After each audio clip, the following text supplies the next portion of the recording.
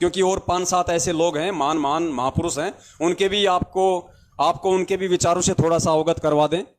और बाकी तो बहुत है पुण्यात्माओं, सैकड़ों की संख्या में है, लेकिन दास ने छांट के रखे हैं कुछ 10-12 हीरे मोती लाल, जिनकी चमक आजकल संगत में कुछ ज्यादा फैल रही है। तो संगत वालों को भी तो मालूम पड़े कि लाल हैं या फिर लालड़ी हैं, ताकि वो भाई बहन सावधान हो सकें।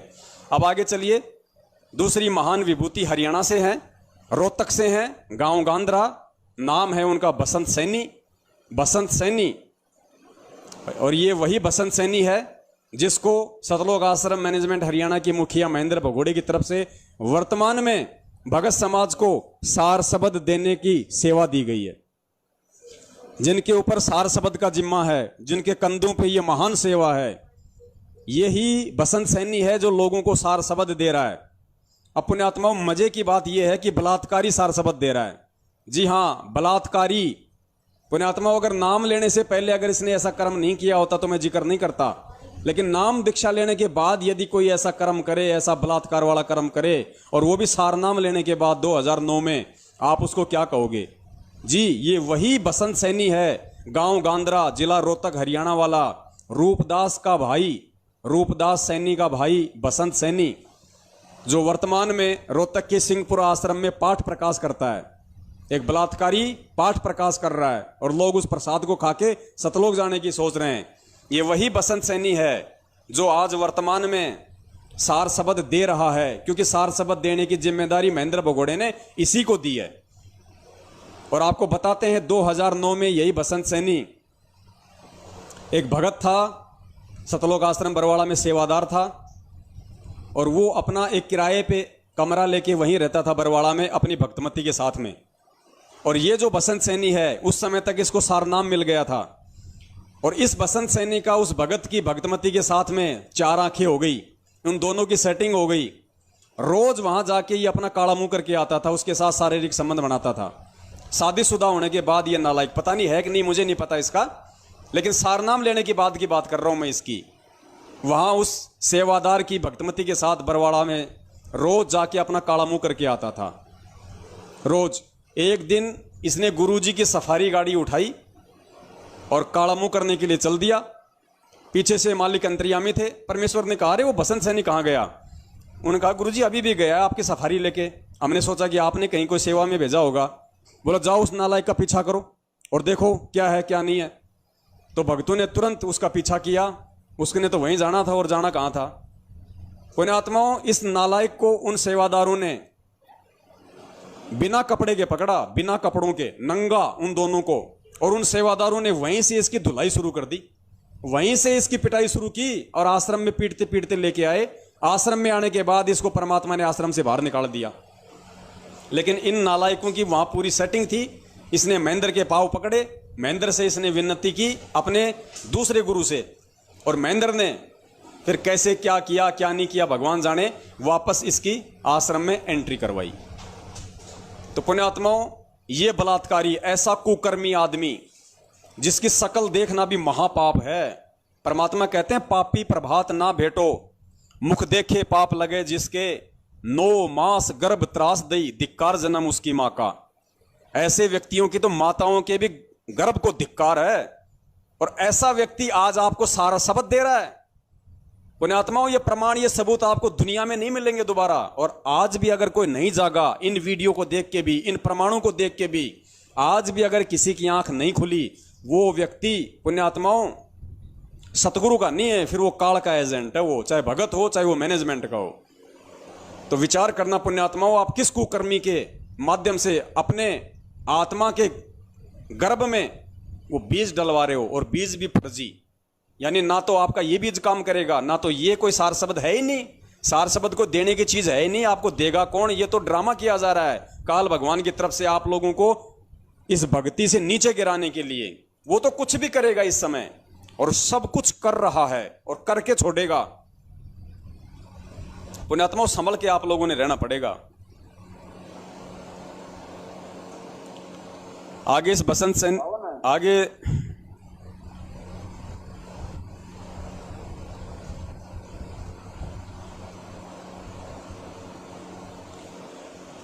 ये जो पुरुषोत्तम सैनी था, इसका एक छोटा सा आपको और सुनाते हैं किस्सा कि ये कितना अहंकारी आदमी है। और सोचिए मैनेजमेंट में कितना राग द्वेष भरा पड़ा है, मैनेजमेंट में कितना राग द्वेष है। आप सबको पता है कि उत्तर प्रदेश का स्टेट कोऑर्डिनेटर कौन है? उत्तर प्रदेश का स्टेट कोऑर्डिनेटर है संजीव हुड्डा। अब इनकी 2 साल पहले हो गई थी भयंकर रूप से इनकी लड़ाई, 2-3 साल पहले। किसकी? पुरुषोत्तम की और संजीव हुड्डा की। और महेंद्र की कोर्ट में इनका मुकदमा गया और पुरुषोत्तम ने यह कह दिया कि भैया अगर मुझे अपनी गैंग में रखना है तो मैं तो हिमाचल प्रदेश का और उत्तर प्रदेश का दोनों स्टेट का कोऑर्डिनेटर बन के रहूंगा। मेरा पेट हिमाचल प्रदेश से नहीं भर रहा, मुझे तो उत्तर प्रदेश भी दो। ये तो राजनेताओं से भी गए गुजरे पुण्यात्माओं। ये खुद कह रहा है, मेरे से बात कर रहा है और कह रहा है पवन मैं पुरुषोत्तम दास बोल रहा हूं, हिमाचल एंड उत्तर प्रदेश का स्टेट कोऑर्डिनेटर। देखिए जैसे इसको प्रधानमंत्री का पद मिल गया हो। तो सोचिए कितना अहंकार है इनके अंदर, इनको इस पद की कितनी बड़ी लालसा है क्योंकि पैसा मिल रहा है। तो सुनिए इसकी छोटी सी ये रिकॉर्डिंग जिसमें कह रहा है कि मैं पुरुषोत्तम दास हिमाचल एंड उत्तर प्रदेश का स्टेट कोऑर्डिनेटर। समझ जाना उसके बाद आप राजनेताओं की तरह कितनी भूख है इन लोगों को मान बढ़ाई की। जी ये संजय ना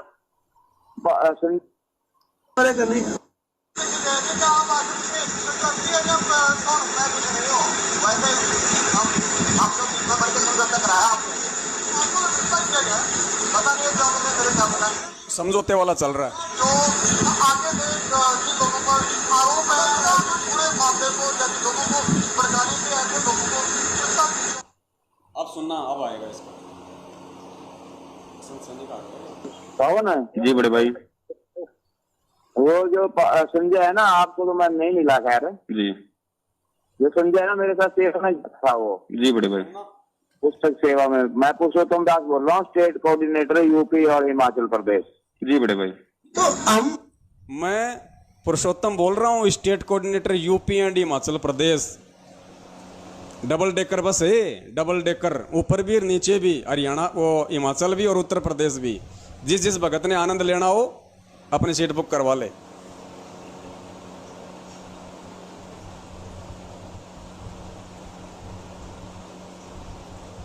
तो इसका आपने सुन ही लिया। उसके बाद फिर आपको सुनाएंगे बसंत सैनी का, उस बलात्कारी, उस कुकर्मी व्यक्ति का कि कितना बड़ा धोखेबाज आदमी है और महेंद्र का कितना बड़ा चमचा है। मध्य प्रदेश में सत्सेवकों का समागम था, इनको मालूम पड़ा, पहले ये गुंडे वहाँ जाके बैठ गए अपने अन्य बदमाश साथियों को लेके।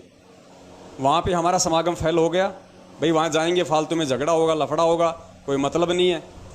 तो वहाँ जाके ये लोग वहाँ बैठ गए, कौन? विष्णु साहू और ये बसंत सैनी।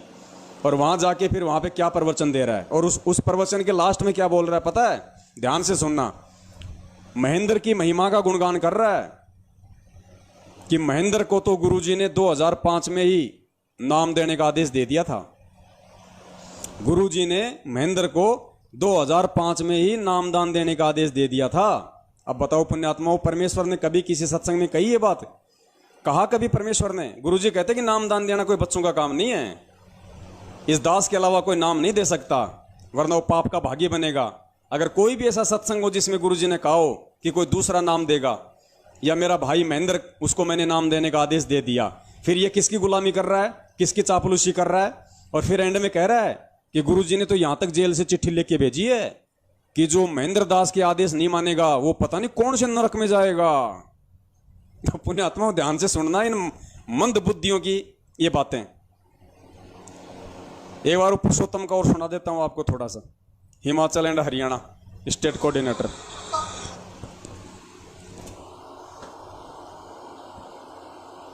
कौन है? जी बड़े भाई वो जो संजय है ना, आपको तो मैं नहीं मिला खैर जी। जो संजय है ना मेरे साथ सेवा में था वो। जी बड़े भाई पुस्तक सेवा में। मैं पुरुषोत्तम दास बोल रहा हूँ, स्टेट कोऑर्डिनेटर यूपी और हिमाचल प्रदेश। जी बड़े भाई तो हम परमात्मा ने हमारे को अपना काम दे रखा है। अब सुनो बसंत सैनी जो मूर्ख संगत को सारनाम दे रहा है, उसके विचार सुनो क्या बोल रहा है। कोई सेवा मर्यादा मेरे करनी, वो लोगों के बेकार में ना आकर के अपना काम इतना करते रहे कि अपना भर्ती तो कर ले नियम में रह के। उसका नियम टूट गया तो खत्म हो गए। बिल्कुल सही बात। तो गुरुजी ने मोहनलाल जी के लिए, महेंद्र भगत जी के लिए स्पेशल लेटर लिखा था भाई के भगत जी, मैं यहाँ से जो आदेश, वो आदेश भगत जी देखे, अगर वो कैसे एप्लीकेबल हो सकते हैं वो अपने अनुसार कर ले। बिल्कुल सही बात। कैसे एप्लीकेबल हो सकते हैं वो अपने अनुसार कर ले। बिल्कुल सही बात। क्योंकि मैं तो जेल से लिख के दे रहा हूँ, ये मालिक का खेल है। फिर मैं जो आदेश देता हूँ वो बाहर कैसे एप्लीकेबल करने हैं वो भगत जी देखे, उसमें वो चेंजमेंट कर सकते हैं। अंदर भगत जी चेंजमेंट कर सकते हैं, उनमें अपने अनुसार कर सकते हैं। जब 2006 में नाम देने तक का आदेश दे दिया था, और अब जब 2006 में नामदान देने तक का आदेश दे दिया था, तो आज गुरुजी के आदेश को चेंज क्यों नहीं कर सकता? ध्यान से सुनना पुण्यात्माओं कि गुरुजी ने स्पेशल लेटर लिख के दिया जेल से मोहनलाल के लिए कि वो मेरे आदेशों को चेंज कर सकता है, स्पेशल लिख के दिया। और फिर कह रहा है कि जब 2006 में गुरुजी ने स्पेशल नामदान देने का आदेश दे दिया तो आदेश क्यों नहीं चेंज कर सकता? सुनना,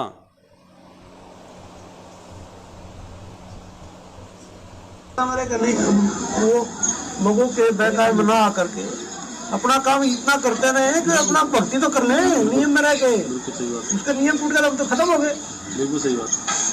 तो गुरुजी ने मोहनलाल जी के लिए, महेंद्र भगत जी के लिए स्पेशल लेटर लिखा था भाई के भगत जी, मैं यहाँ से जो आदेश, वो आदेश भगत जी देखे, अगर वो कैसे एप्लीकेबल हो सकते हैं वो अपने अनुसार कर ले। बिल्कुल सही बात। क्योंकि मैं तो जेल से लिख के दे रहा हूँ, ये मालिक का खेल है। फिर मैं जो आदेश देता हूँ वो बाहर कैसे एप्लीकेबल करने हैं वो भगत जी देखे, उसमें वो चेंजमेंट कर सकते हैं। अंदर भगत जी चेंजमेंट कर सकते हैं, उनमें अपने अनुसार कर सकते हैं। जब 2006 में नाम देने तक का आदेश दे दिया था, और अब ये लिख दिया कि जैसा करना चाहे कर सकते हैं, तो हम उनको गलत कैसे कर दें? और गुरुजी ने कहा लटार पीछे जब महेंद्र भगत जी के बारे में जो गलत सोचता है, पता नहीं कौन से नरक में जाएगा। यहाँ तक लिखा था गुरुजी ने। पता नहीं कौन से नरक में जाएगा जो महेंद्र भगत जी के बारे में गलत सोचता है, और इसको खुद पता नहीं कि तू और तेरा गुरु महेंद्र कौन से नरक में जाओगे। इन्हें खुद का ज्ञान नहीं है। गुरुजी कहते हैं पंडित और मसालची दोनों सूझे नाई, ओरा न करे चानना रहे आप अंधेरे माई, करनी तज कथनी कथे अज्ञानी दिन रात, और कुत्ते ज्यों भौंकत फिरे सुनी सुनाई बात। ये दोनों बाप बेटे ये कुत्ते की भूमिका में है महेंद्र, और उसका ये पालतू बेटा, ये पालतू कुत्ता बसंत सैनी। बेटा नहीं है, अब बेटा हो गया जो अपना वो गुरु बना लिया, तो समझ भाई ये संकेत ही सारे हैं।